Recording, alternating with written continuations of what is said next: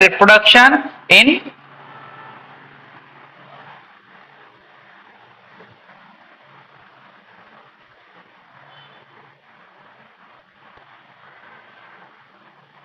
हाँ reproduction in human beings, ठीक है। रिप्रोडक्शन इन ह्यूमन बींग्स के अंदर आपको सबसे पहले पढ़ना पड़ेगा बेटा टेस्टिस के बारे में, ठीक है।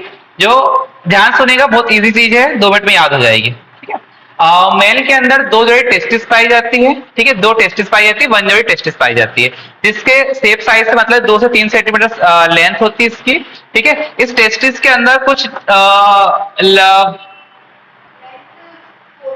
4 टू साइड और ब्रेथ होती है 2 टू 3 सेंटीमीटर, ठीक।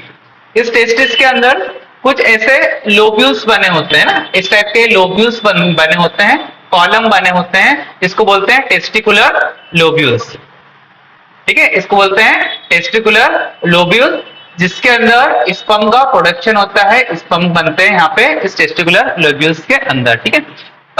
ये टेस्टिस चारों ओर से एक स्प्रे टाइप की कवरिंग से कवर्ड होता है, इस कवरिंग को बोलते हैं स्क्रोटम, ठीक है। इस स्क्रोटम का काम होता है कि ये बॉडी के टेम्परेचर से इस टेस्टिस के टेम्परेचर को 2 से 2.5 डिग्री कम करके रखता है, ठीक है, 2 से 2.5 डिग्री कम करके रखता है बॉडी के टेम्परेचर को स्क्रोटम। दूसरी बात होती है कि ये इसके अंदर ये 200 से 250 ये सेमाइनिफेरल वेसिकल्स पाए जाते हैं, ठीक है। एक टेस्टिस के अंदर 200 से 250 सेमाइनल वेसिकल पाए जाते हैं, और ये 2 से 2.5 डिग्री टेम्परेचर कम क्यों करता है? कम इसलिए करता है क्योंकि स्पर्म को प्रोडक्शन करने के लिए बॉडी के टेम्परेचर से कम टेम्परेचर की जरूरत होती है, और वो टेम्परेचर को कम मेंटेन करने के लिए स्क्रोटम वाला स्ट्रक्चर होता है, ठीक है। टेस्टिकुलर लोब्यूल कितने होते हैं?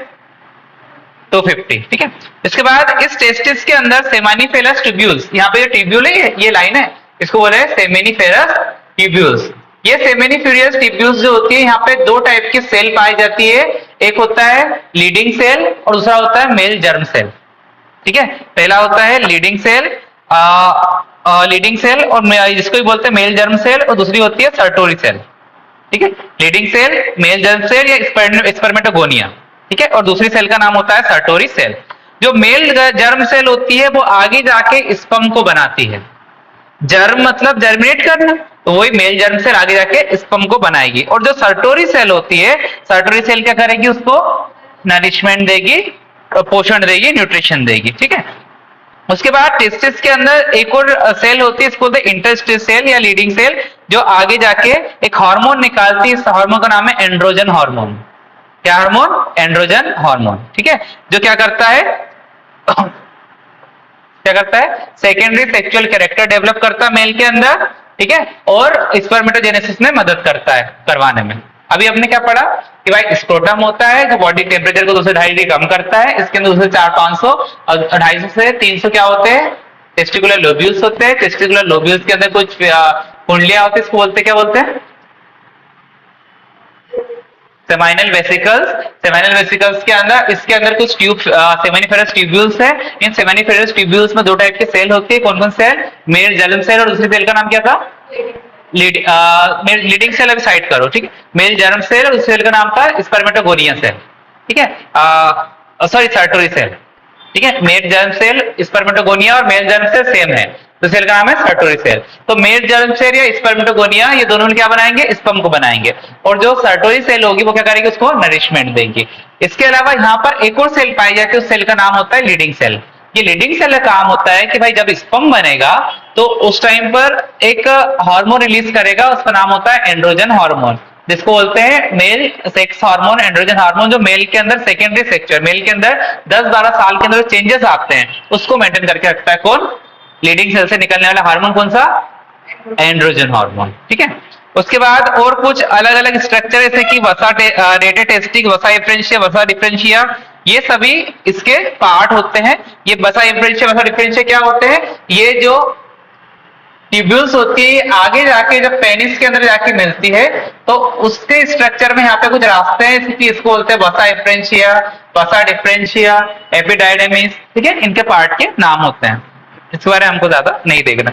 यहाँ पे आपके लिए इंपॉर्टेंट क्या क्या याद करना है? दोनों सेल के नाम याद होना चाहिए, तीनों सेल के। कौन सी? मेल जर्म सेल और सर्टोरी सेल, लीडिंग सेल, ठीक है। सिस्टिस का साइज, स्क्रोटम का आपको पता होना चाहिए, स्क्रोटम क्या फंक्शन करता है।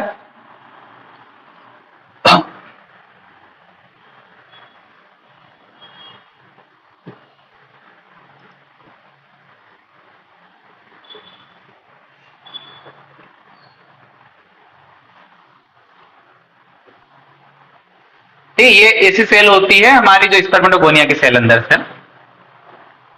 हाँ, उसके बाद है इसके अलावा भी कुछ ग्लैंड होती है, जैसे कि सेमाइनी वेसिकल्स के अंदर प्रोस्टेट ग्लैंड होती है, जिसके अंदर मेन पॉइंट आपको याद रखना कि इसके अंदर फ्रक्टोज और कैल्शियम और कुछ एंजाइम होते हैं, ठीक है, जो एग को पेनिट्रेट करने में मदद करते हैं।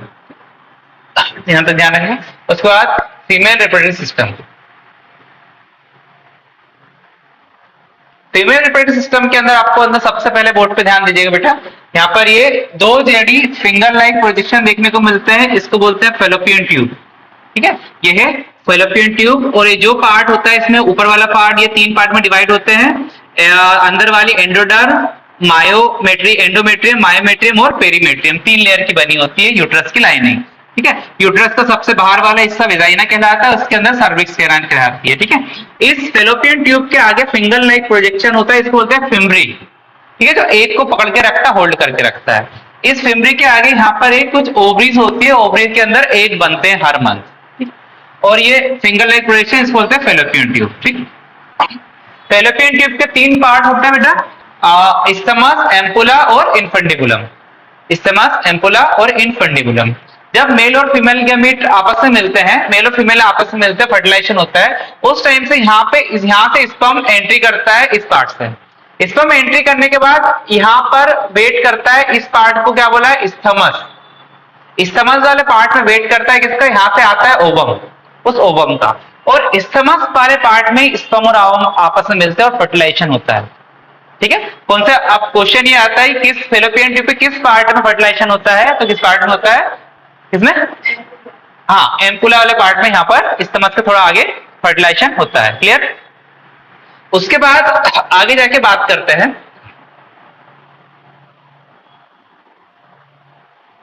यहाँ पे फर्टिलाइजेशन हो गया, फर्टिलाइजेशन होने के बाद जो जायगोट बना वो कहां जाएगा, फर्टिलाइजेशन के बाद जायगोट, जायगोट यहाँ से आगे आएगा यूट्रस में, ठीक है। यूट्रस में आने के बाद यूट्रस की दीवार उसको कवर करेगी और यूट्रस की दीवार से चारों ओर कवर करने के बाद एक स्ट्रक्चर फॉर्म कर लेगी और उसको वहां पे आके नया एम्ब्रियो को डेवलप करेगी, ठीक है। इस टाइप से फीमेल रिप्रोडक्टिव सिस्टम का कुछ पार्ट था।